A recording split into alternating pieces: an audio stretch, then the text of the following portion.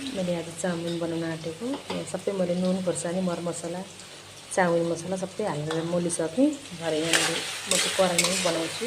यहाँ अदुवा लसुन प्याज टमाटर सबै हालिसकेँ।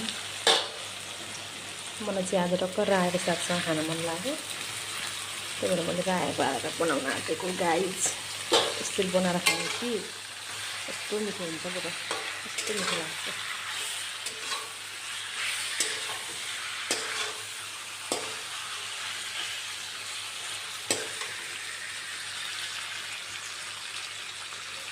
गर्नुहोस्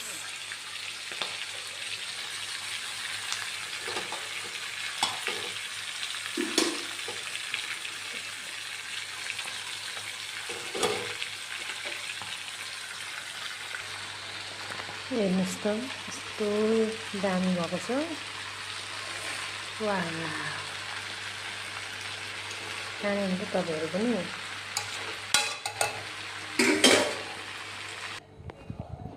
ल हेर्नुहोस् त कस्तो यम्मी भएको छ, आफ्नै बारीको साग है।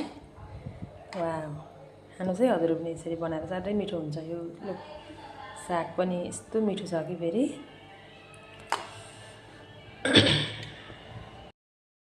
म चाहिँ चट्ट मेरो स्टाइलमा चाउमिन बनाउन आँटेको होइन।